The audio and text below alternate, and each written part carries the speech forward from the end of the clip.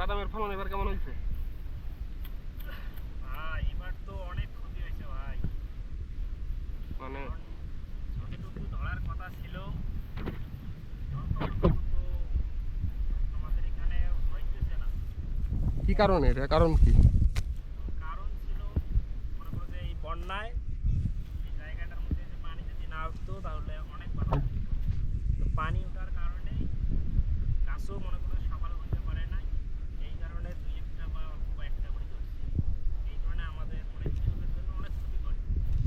মনে করো যে প্রায় যদি বীজ গেছে 1 মণ, এখন দেখা যাচ্ছে যে বীজের টাকাটা উঠতেছে না ভালো। কেমন অবস্থা মানে বীজ যা রোপণ করছেন হ্যাঁ হ্যাঁ সেরকম বীজ যে বুনছেন হ্যাঁ, সেই অনুযায়ী মানে বীজ যে আমরা রোপণটা করছি, হ্যাঁ হ্যাঁ এই বীজ রোপণ করেই যে ফসলটা আমরা পাওয়ার, সঠিক যে ফসলটা পাওয়ার, সেটা বন্যার কারণে আমরা পাই নাই। এখন যে দুই একটা আর কি ধরছে, এটা না তুললে ও কি দেখা যাচ্ছে তাও নষ্ট হয়ে যাচ্ছে। তো এই কারণে বলতেছি যে হোক, এখন তোলাই লাগবে, না তুলি এখন কি। মানে আসলে এমন হয়েছে যে দেখা যায় 10,000 টাকার বীজ বুনছেন, হ্যাঁ, যে মানে আমার এখন সেটাই। 10,000 চালানি পান নাই আর কি, চালান হ্যাঁ। সহ গাইব এরকম হয়ে গেছে।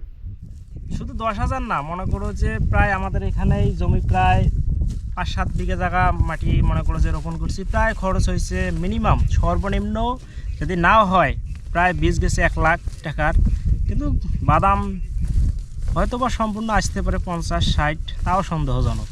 এত বাজে অবস্থা। একবারে মনে করো যে লস, এর পিছনে একমাত্র দায়ী বন্যা। চালান হ্যাঁ নাই। তাহলে আপনারা সবসময় আর কি একটা রিস্কের উপর থাকুন। ফসল বোনার পরে কেমন ফলন হইব না হইব, চালান আসবো কিনা আসবো, এটা নিয়ে সন্দেহ থাকা। হয় মনে করো যে প্রতি বছরে এমন না, হয়তো বা এবার একটু বন্যাটা বেশি হয়েছে, এই কারণে জিনিসটা হয়তো বা একটু দুর্ঘটনা হয়েছে। যে বছর ভালো ফলন হয় ওই বছর কেমন লাভবান হন আপনারা? হ্যাঁ, মনে করো যে যেমন এই যে এই বাদামটা আমরা রোপণ করছি, মনে করো যে যদি বন্যা না আসতো, এই জায়গায় যদি পানিটা না উঠতো, তাহলে আমাদের অনেক লাভ হতো। যে আমরা যে টাকা যদি আমরা খরচ করছি 50,000, দেখা যায় প্রায় আরো 50,000 ওইদিকে আমাদের লাভ হতো।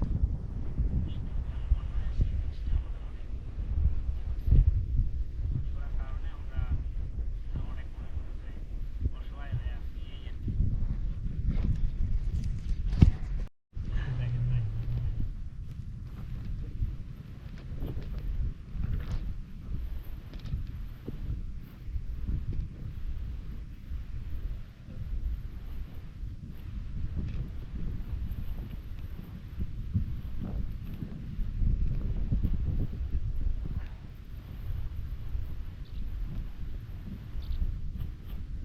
এই যে অনেক কয়টা গাছ আছে ভাই, বাদামে নেই, অনেক এই লস। জায়গায় কতগুলো বাদাম হওয়ার কথা ছিল মোটামুটি আগে? এই যে মনে করো যে প্রায় গাছ এখানে কয়েকটা আছে, প্রায় মিনিমাম 12টা আছে। 12টার মধ্যে যদি সঠিকভাবে বাদাম ধরতো, মিনিমাম না হইলেও 1.5 কেজি 2 কেজি বাদাম থাকতো। এই গাছে হ্যাঁ, এই গাছে এখন তো 100 গ্রাম হইব এখন না। এখানে তো 100 গ্রামও বাদাম নাই, এমন তো অবস্থা। এই বাদাম কতগুলো দেখছি পরিপূর্ণ না, এই যে হ্যাঁ হ্যাঁ, এগুলো কাঁচা এই যে কাঁচা। কতগুলো মানে এই যে শুধু এইটুক একটা মনে এই করো যে ভালো এটা- ছিল, এই যে এটা হওয়ার কথা সেটাও হয়নি, মানে এখনো জ্বালা, মানে কাঁচা, তার মানে এগুলো বাদ, এগুলো বাদ। তাহলে তো 100 গ্রামও ঠিকবো না, আরো হ্যাঁ। কম ঠিকবে। মানে টিকার মধ্যে এই এগুলো বাদামের মধ্যে হাই 10 থেকে 12টা বাদাম আর কি। এটা বাছাই করবেন বাড়ি নিয়ে, সব উপযুক্ত পরিশ্রম করে তারপরে যত ভোগ থেকে ওটুক দিয়ে আপনাদের কিছু হবে না। শুধু শুধু কষ্ট, বাদামটা বুনছেন বুনে এখন আপনাদের মাসল দিতে হইতেছে আর কি, এরকম একটা পর্যায়ে। এইরকম। এই যে বাদাম গাছ, এই গাছ আসলে গাছের নিচে দেখেন কিভাবে এই গাছের নিচে আর কি বাদাম ধরে, চরের নিচে, আপনারা জানেন কিনা জানি না। এই দেখুন এই বালুর নিচে আসলে বাদামটা থাকে। এইভাবে গাছ যখন উঠায় তারা, তখন এই বাদাম গাছ থেকে উঠে আসে আর কি। গাছ উঠানোর সাথে সাথে এই দেখুন মাটির নিচ থেকে বাদাম বের হয়ে এসেছে, এভাবে তারা বাদাম বের করে থাকে। এই দেখুন, কিন্তু এবার তারা বলছে বাদামের ফলন বেশি ভালো হয়নি। এই দেখুন এই যে বাদাম, সেই বাদাম যেগুলো গাছের নিচ থেকে বের হয়ে থাকে, এই যে প্রত্যেকটা গাছেরই যদি দেখেন দেখতে পাবেন, প্রত্যেকটা গাছেরই এই যে বালুর নিচ থেকে বাদাম বের হচ্ছে। দেখে কি ভাই বাদাম, এই চরে কি বাদামের মৌসুম চলতেছে এখন, মানে বাদাম উঠাইতেছেন আবার? কেউ কেমন হয়েছে বাদাম এবার চরে? ভাই বাদাম নাই এবার, অনেক বাদাম কাটছিলাম, বন্যা আসিয়ে বানাতে বাদাম সব। বাদামের মন কত করে এবার? বাদামের দামও কম এবার, বাদামও অনেক বাদাম করছিলাম, সব পানি আসি খাইছে। পানি আইছে? পানি এসে বন্যায় আর কিন্তু ডুবে বন্যা গেছে একবারে ডুবে গেছে।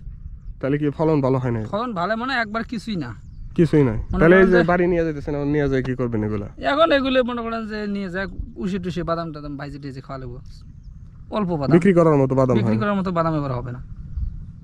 তাহলে এখন বাড়ি নিয়ে শুধু নিজেদের খাওয়ার মতো নিজেদের হয়েছে। খাওয়ার মতো বাদাম এইটুকুই। বাদামের তো একমাত্র যোগানদার এই চর ছাড়া তো বাদাম হয় না। চর ছাড়া কোনো বাদাম নেই। কিন্তু আপনারা যে হাটে দিবেন, হাটে দেওয়ার পর তো হাটে অনেক দাম। আপনারা কত করে বিক্রি করেন এখান থেকে? এখান থেকে মনে করেন বাজারে নিয়ে গেলে যেমন বাদাম তেমন দাম, 2000 টাকাও আছে, 2500 টাকাও আছে, 1200 1500 বাদাম। কেজি কত আসে তাহলে? কেজি মনে করেন যে 2000 টাকা যদি আসে 20 টাকা কেজি। এটা কি আপনার নিজের ক্ষেতের? এটা নিজের ক্ষেতের। নিজের ক্ষেত আর কি শন করাল নিছেন না খেতই আপনার পুরো? খেতে এই জমিটাই আমার। জমি আপনার, তাহলে তো আছে ঠিক ঠিক আছে। আছে, নদী মনে করেন যে ভাঙে নিছিল, এখন যাইছি আবার অনেকে আমার জমি নদীতে আছে। আপনি থাকেন কোন চরে?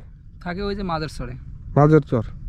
জি বন্ধুরা দেখতে পাচ্ছেন ভাইরা কত কষ্ট করে আর কি এই জমিতে আর কি, এই চরের যে জমি সেই জমিতে তারা বাদাম আর কি বাদাম ক্ষেত করেছিল এবং সেই ক্ষেত থেকে তারা আসলে আশানুরূপ ফলন পায়নি এবং বাদামে এবার বন্যার কারণে পুরো বাদাম গাছ ডুবে গেছিল এবং তেমন আশানুরূপ ফলন দেয়নি এবং তারা বলছে যে বিক্রি করার মতো বাদাম নেই।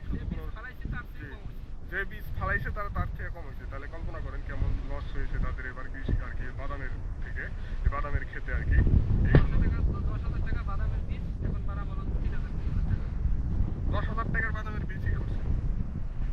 10,000 টাকার বীজ ফালাইছি। দেখছেন কি অবস্থা তাদের এখন এই চরে? মানে 10,000 টাকার বাদামের বীজ তারা রোপণ করছে এবং এখন তারা যখন এই ফলন হিসাবে আর কি উত্তোলন করছে ক্ষেত থেকে, তখন তারা দেখতে পাচ্ছে যে মাত্র 2 থেকে 3 হাজার টাকার